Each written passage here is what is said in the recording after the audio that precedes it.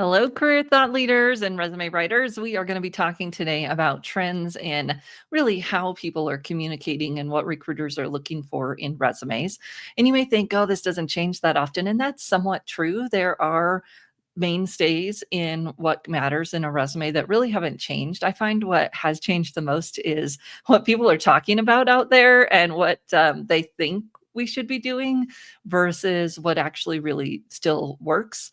And of course, we want a document to look and feel modern, but that doesn't mean we want to do some of the things that are trendy, but aren't necessarily going to help our job seekers. So that's what we're going to talk about today, kind of separate what's trendy away from trends that are actually important and what's working, and how do we help our job seekers get the best foot forward, whether that's on a resume. And some of what we're going to talk about will apply to a LinkedIn profile as well. So we are here every Tuesday, Trend Tuesday Live. Drop us a like if you are on our YouTube channel and you're watching some of our videos. Drop a comment, let me know that you're listening in, and of course subscribe so that you get notified when we go live. So let's talk about what's going on in resumes today. And we're going to actually share some data from a little bit ago. JobVite, now it's Employ, is a ATS, talent management system. They do more than just resume collection, but they are a system that helps employers. And so they have tons of applicants going through their systems, and they share some of that data in an annual report that we're going to look at today. So hello, Jeff. It's good to see you. Hi, John. Good to see you. Oh, that's Nancy. But Nancy's saying hi to John. It's good to have all of you here. And let's dive in. So the resume format is something that is often overemphasized. When we talk about applicant tracking systems and is it ATS friendly or ATS compatible? Just keep it simple, and it's really not that hard in terms of formatting. We'll talk about content here in just a minute. But a few years ago, this organization now their Employ, they used to be JobVite, they did a little bit of a survey. They do a survey every time, but this time they asked about the format itself. So what was important in a resume format? And they said, what's important in a resume, and format was one of the things that was important. So I went out on LinkedIn and I did a survey. Of course, not the most, empirical study here, but I did a survey on LinkedIn after that came out to see what were people really meaning when they said that the format was important. So resume format is important. What does that actually mean? And I threw that out, and 1,100 votes, not a ton, but I asked our colleagues not to vote, but to tap their recruiter colleagues so that we could get a recruiter's take on this. And so when we're talking about making a resume format modern or meet an HR person's needs, it's really about it being easy to read. And this has not changed, but it has got a little bit more nuanced. So today we want to make sure that the text is able to be read by a school. And the easy way that you can check that is if you have print to PDF or, PDF creator for your Word document that you're using, which is what I'd recommend, then you can put that into a PDF reader and have it read it to you. This is actually a really great proofreading thing, because when you hear it, you will catch something weird that doesn't sound right, or the wrong word or whatever that you might not catch when you're looking at it visually. So this is actually a win-win, because you can take that PDF. There's free PDF readers on most mobile phones that will read it out loud to you. You want to make sure that your format can be read through that kind of PDF reader, because people are using that, not just people who may be, vision impaired, but people who are busy, that don't want to look at a screen. Maybe they want to take a walk and have their system read some resumes to them. I don't know. Seems like you'd need to take notes or something, but we're hearing that more people are using the PDF readers. And so we want it to be accessible. And of course, if we make it accessible, then it's also accessible for people who do have vision impairment or other things and may have to use a system to help them read their documents. So I just thought that was really funny to recognize that it does a lot of it's a win-win, right? You proofread as well as check to make sure it's compatible. Now, one of the things that people say is, oh, don't use graphics because those aren't. We don't need it to read the graphic. We just need the graphic explanation in the bullet point anyways, because that's what the applicant tracking system might read and score if it's scoring. But the graph will just kind of go away. It will disappear. For most applicant tracking systems, the graph doesn't mess up the reading of the document as long as it was created in a document, which is where the troubles come with other systems like Canva, et cetera. You just have to make sure that those aren't a full image because, of course, those readers can't read an image, even if the text is there. If it's technically in an image, they won't be able to read it.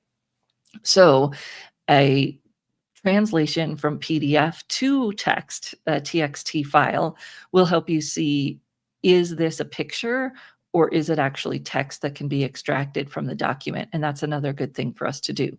But when it comes right down to it, this isn't about trendy formats. In fact, it's about the exact opposite.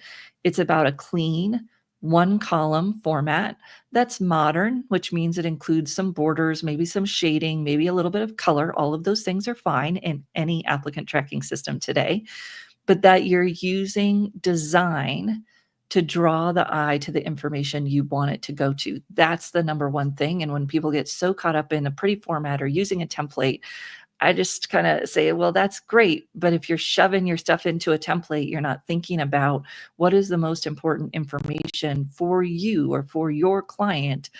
Where do you want to draw the eye? A lot of people put shading around keywords. Those aren't differentiating. Everybody who qualifies for the job is going to have those keywords. So instead of shading and drawing the eye to those things, shade an accomplishment grouping, shade a testimonial, shade some things where you really want to draw the human eye, because that's what those pieces are there for. And that's the design that you want. Clean. I do use tables, but if you're, a novice designer, you probably don't want to, because there is a specific thing you need to do to make sure applicant tracking systems read them easily. But the myth that they don't work in applicant tracking systems is, for the most part, false. And again, you'll hear me qualify, for the most part, most ATS, because there's 300 plus of them.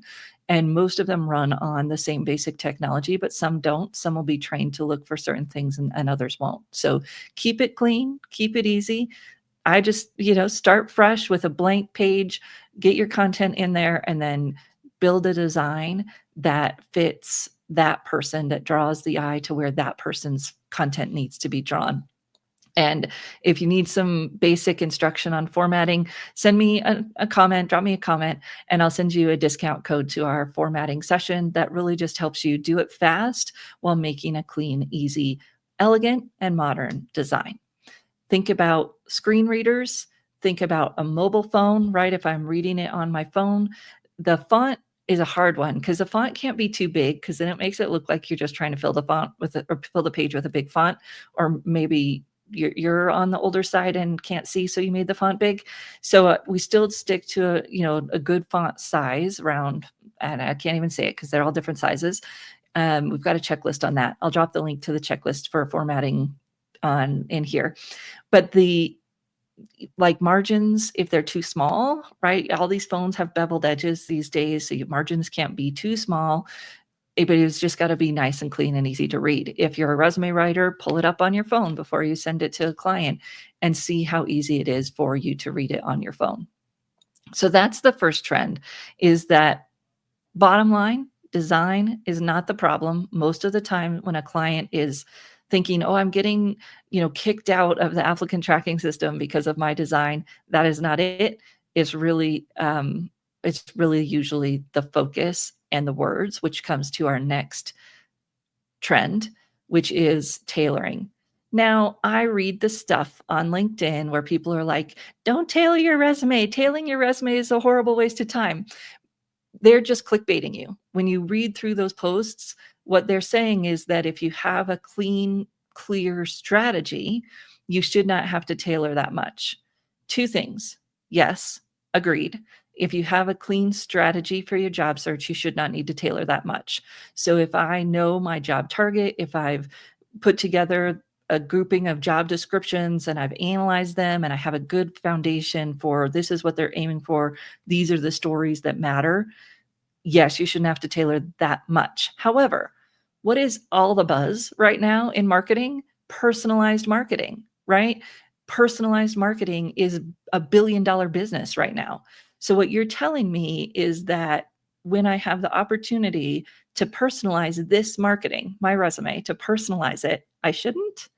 This doesn't make any sense to me. Please do take a few minutes and tailor your resume. If you're tailoring it too much every time, it means we need to get back and clarify that underlying focus. Role, industry, get clear on that.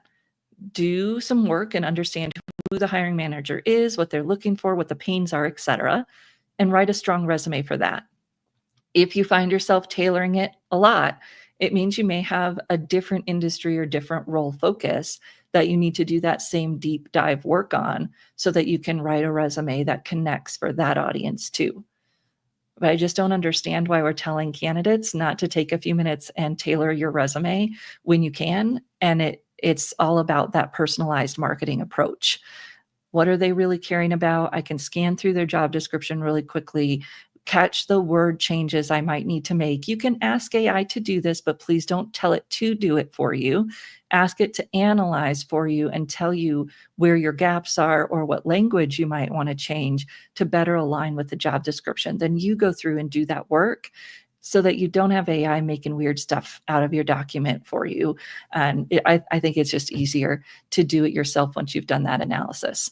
So tailoring resumes is in, personalized marketing is in, but again, you shouldn't have to do it that often. And there is data on this, although, you can probably find data on anything, but there's a research study out there that says 63% of recruiters prefer tailored resumes. And that was research done in 2022. So, tailoring your resume. Then, as I was just hinting at, there's a huge pushback on AI generated resumes. And here's the argument I hear around that is, hey, they're using AI to screen my resume. Why can't I use AI to help me write it? There's nothing wrong with having AI help you write it, just like there's nothing wrong with them having AI to help screen. The problem is when you over rely on AI on either side of that equation, it's going to cause a problem. And HR people recognize that. They're trying to find the right way to integrate it. Job seekers have to do the same. AI can be a phenomenal research assistant, understanding your audience, analyzing job descriptions, rewording things, be careful, but it cannot tell your stories. I was laughing about this the other day because I usually say that AI can only write fiction. And then I was saying that if you put in your story, that's great because now it can help you write your story. But you have to be careful that it doesn't create historical fiction by adding things in that aren't really true or by just, taking too much out of your original specific story. So as a hiring manager, right, if I'm looking at resumes, I'm a small business. I can't afford to hire people that don't know what they're doing. And even before I was in business, I hired people that didn't know they were doing, and it was extremely frustrating. I've actually had people lie to me. Way before AI, I had people lie to me. But now I'm smarter, and I'm going to be looking for their specific document, their specific instance, right, their proof. And if an AI generated resume has those specifics in it and it sounds, back upable, I don't care that you maybe used AI to help you. But when the statements on it are so obvious that they're AI created, now I don't know if you can actually do what you said you could do. And if I only had a few candidates, maybe I would take a chance on you or send an interview or something. But most of the time today, people have a plenty of applicants. So if you're bringing up that question of sincerity and veracity of the materials that you're sending, they don't have to take a chance on you. So it's really in the job seeker or the resume writer or coach's side, right? The ball is in our court to make sure that the resume has specifics in it that sound real and true and that don't overuse AI because people can tell. And the data on this is coming in pretty strong, right? 74% of hiring managers encounter AI, 57% or something like that say that they wouldn't hire someone if they can tell you've used AI. And I think we see that statement, we think of that unfairness. But what they're really saying, 57% are saying, if I can tell you've used AI to the point where I'm questioning if this is real, I just don't have time. And I have a lot of other applicants who have better sounding resumes. Now, could they have used AI? Sure. Could they be lying? Sure. I've got to do the best I can do. But when it's obvious that yours may have been AI fabricated, it just is easy to move into someone who doesn't feel that way. Our achievements are in. So we've always been talking about achievements. Here's two things to think about with your achievements. It isn't just the achievement. If the achievement isn't relevant or isn't told in a way that's relevant, it's still not going to really work. So in the resume writing world, sometimes I'll hear people say, oh, highlight those accomplishments. Those are translated. Anybody cares about those? Yes, and we want to take the time to translate them into things that really do matter. And so, yes, that accomplishment is important, but it's our job as candidate, resume writer, coach, whatever, to translate it into the words of what really matters for that hiring manager. Again, they're moving fast. They're looking for people to solve their problems. And if we make it sound like we're reading their mind, that we're talking their language, right, it's going to be that much easier for people. So I love this. And Nancy, yes, candidates must do the work. And Arthur, yes, I was talking about the personalized marketing. Thank you for highlighting that. So when we think about accomplishments, that's one thing. The context matters in terms of, is it relevant or how are we making it relevant to the future employer? Very important when we're talking about career transition. That if your accomplishment was in a certain setting, since I saw Nancy on here, right? If we're talking federal to manufacturing, federal to business, federal to tech. I don't like to say federal to civilian because civilian is not a thing, right? Civilian is not an industry. So we're helping people pick the industry and then make the translation that makes sense. The accomplishment has to be translated. The other thing, and we got this from Tony when he came to talk to our Career Jam audience a couple of years ago, is the how is also important, because the how shows me your style, your skills, right? If we're going to do skills-based hiring, that how piece is what matters. So if I take an easy example, right, I increased quota 150, or I, exceeded my sales quota 115%. How matters. Was I cold calling? Was I relationship building? Was I, scraping and reigniting relationships from my old CRM? That how part shows me your skill set. Now that how piece, hopefully we've got a little list of people's how. So typically we do, right, challenge and then action, result. Why were you doing it? What were you trying to achieve? And then the actions are that how piece and then the result. And people can choose the how bits to put in the resume that are most relevant. Because if you have all the how, then you have a paragraph and nobody wants to read that. But if we select just the actions that really align to the company, their values, the industry, whatever it is that we know about the people we're applying to, then we can right size communication and we can have more impact, because people go, oh yeah, we need that from our system. We need that from our salespeople, whatever it might be. So yes, we've got the result, but that's not enough. We also need a little bit of the how, both to show that it's real, specific, not AI generated, and to show the person's skills. Because if we're talking about skills-based hiring, which I just did a huge overview in we just launched our Career Thought Leaders new and next brief this week. An episode went out today on AI in HR. And one of the things we're talking about is skills-based hiring, right? Skills-based hiring, they can only assess that if you put the skills in your resume, and that is not in a list. It's in the bullets. So tell me the challenge, the action, that's the how, and then the result. Although usually we start with the result and then the actions, right? But people will tell the story in that way, and it helps them build that together. Personalization, yes. Slow down to speed up. I love that. Okay, so the last trends here we've talked about. Oh, this one is a big one. So this one somebody was just asking about in our Facebook group the other day, gaps. So I know that we all like to think that people don't care about gaps anymore post-COVID. I got a little bit of data to smash our hopes to bring us back down to earth in relation to gaps. So this is an older data set, but it is post-COVID. And what you see, 2022 is the light blue. Let me see if I can make this bigger. 2022 is the light blue. 2023 is the dark blue. And here's your question about gaps. Oh, where is it? Overlooking candidate gaps went down in 2023. So it's already not great. 32% of people are overlooking gaps in 2022, 27% in 2023.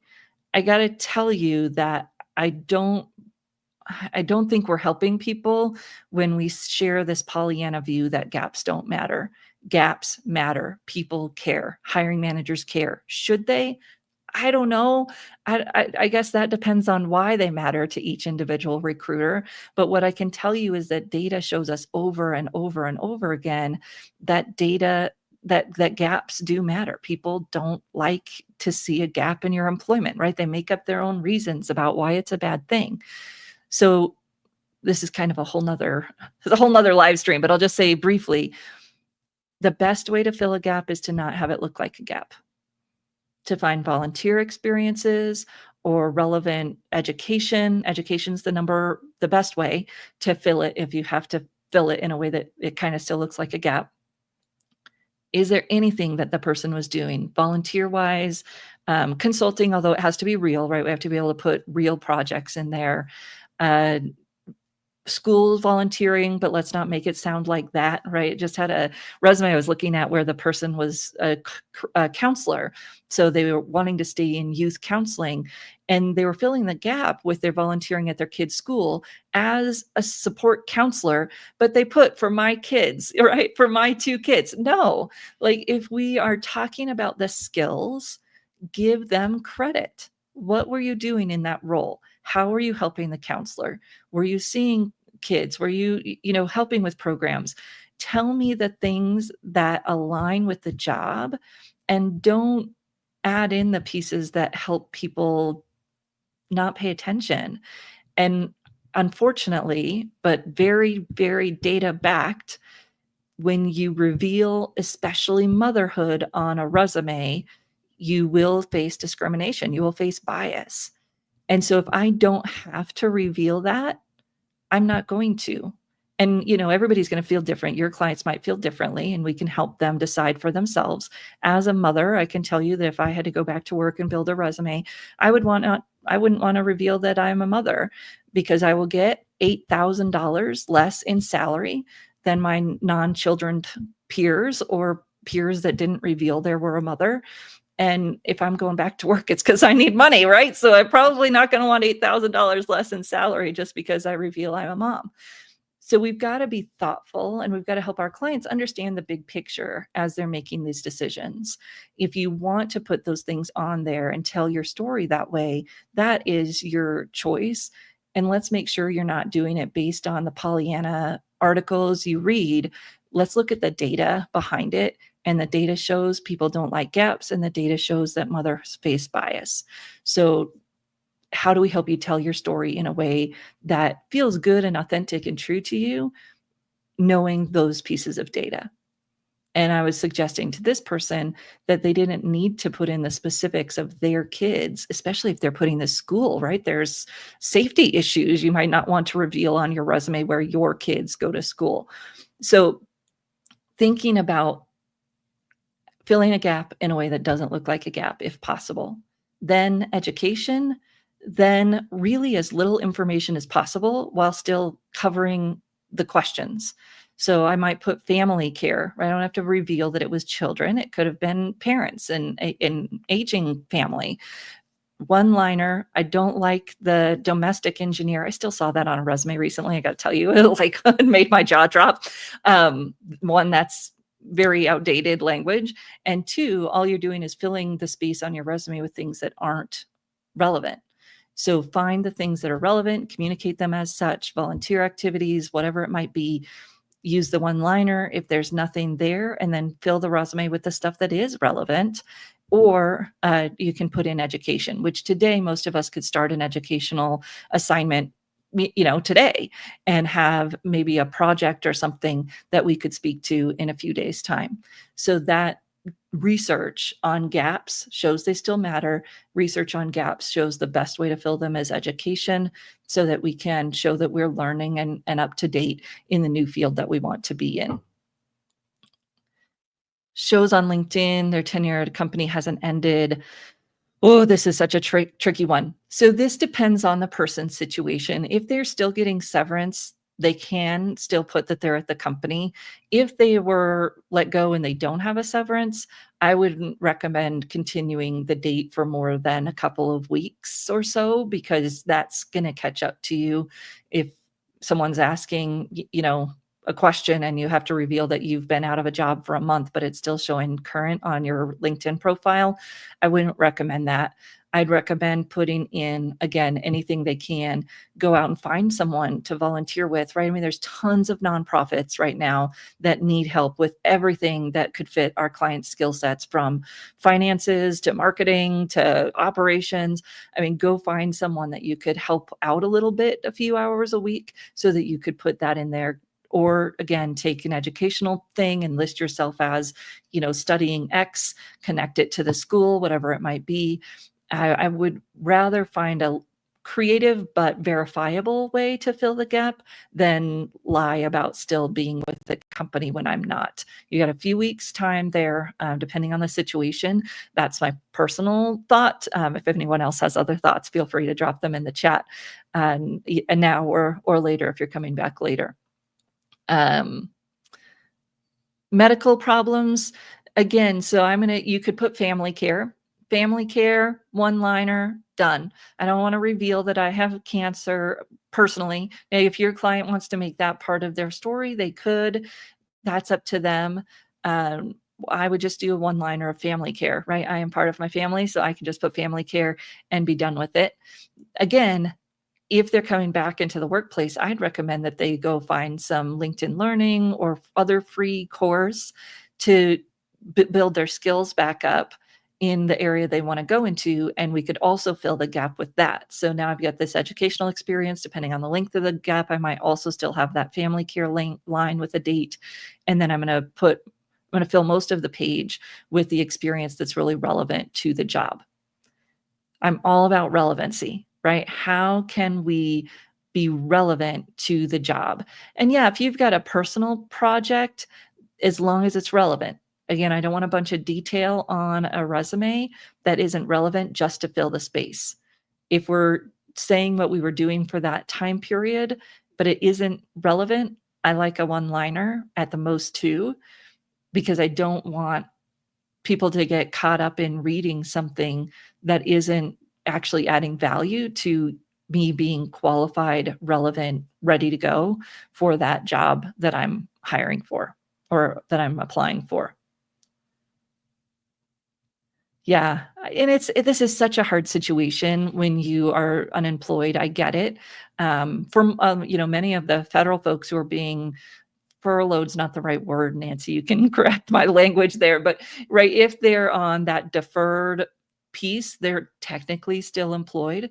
So I think we just have to take it case by case. But if the person really has been let go and the job ended, in my world, I would only recommend clients keep that on there for a couple of weeks. Yeah, consulting business is great. As long as you've got a few specific consulting projects or something to speak to that makes it feel real. You don't want to put that in there when you really weren't doing anything, because that'll probably get caught as well when they're asking you those questions. Right. Marketing your book. Awesome. Yes. So that would be totally appropriate for the marketing job you're going for. It's all about relevance. Thank you for sharing that example. That's fun. Best wishes with your book. All right. So we got a little off. We got a little off on the trends for the gaps, but gaps, when I was researching trends, again, the research pulled up, ooh, gaps are great as long as you tell the story. Remember, it's all about relevance, and yes, gaps still matter. So The last trend, and this is an interesting one. So the last trend is around cover letters. And here's what we're seeing on cover letters is that they have gotten really short and really focused on why I want to work there. Here's the problem. AI can't do it for you. AI cover letters are the easiest thing to spot in the human world. They all sound the same. They love some of the, phrases that are in all cover letters, but they overuse them. So cover letters have gotten really short. I want like 1 or 2 sentences that indicate what that client knows about the company that they're targeting and why they want to work there, why they feel like they'd be a good fit there. And the client and I might take a 20-minute spin, well, maybe not 20 minutes, maybe 15-minute spin around that topic. What do you know about them? Let's look at some news articles. Why is that of interest to you? How do you feel like it'll be a good fit for your background? And out of that 10-minute discussion, we're going to pull 1 or 2 gems that we can lead in the letter with. And it has to sound connected. It has to sound real. You can get AI to help you rework those sentences, but I would not tell it you're writing a cover letter. Tell it to help you summarize or why I want to work there. Do not tell it you're writing a cover letter because it will spit out its generic junk. So you can get help. Just be careful about how you get help. Then 2 or 3, 4 bullets about why you're the best fit for the job. These are summaries or little highlights from your resume. They're not a copy and paste because most of the time, a reviewer will have read your resume first. They look at the resume first. Are they qualified? Are they worth my time? Right? I mean, they're moving quickly. Are they really qualified? Then they go to the cover letter. And sometimes the cover letter is more for like the hiring manager than really the recruiter. Sometimes it is the recruiter who's looking at it, depending on their personality. But that's the how do you connect? And, I don't love that we're still talking about this, but people like, are you a fit? Right? Are you a fit with this organization? Does that personality come through? Does the reason you want to work here resonate? All of those types of things. So 2 or 3 sentences about that connection, that why do you want to work there? 3 or 4 bullets about your best qualifications that meet their needs. Go beyond the job description, do the research, understand what the industry challenges are, right? Pull in context that isn't just in the job description to identify those points, and then a nice quick close. So I can't remember the term that I was seeing these called, no longer than half a page, and they're really short, right? They're all about the anti-cover letter. That's what they call it, the anti-cover letter. But it's really about this is, who I am, and this is how I solve your problems. That's where we're getting, and it's short, and it's sometimes body of an email, but it's still that connection that matters, that you're doing the work to say why would you be a fit, really? And what do you know about the company that helps you determine that? So those were our 6. I think we ended up with 6 trends because I kind of combined 2 of the formatting ones. But we had clean format, right? Clean format, draw the eye where you want it to go. Tailor the document. Yes, have a clean strategy so you're not spending a lot of time, but personalize your marketing, right? Tailor that resume. Then use AI wisely. Don't have it write big parts of your resume for you because it can only write fiction, and we don't want that on our resume. Use the context to make your achievements relevant to what the company is trying to achieve now. So give those skills, give the how, so that people can judge the veracity of this statement. I don't know if that's the right word, but right, they can tell it's real, credibility, as well as see the skills as they do their skills-based hiring.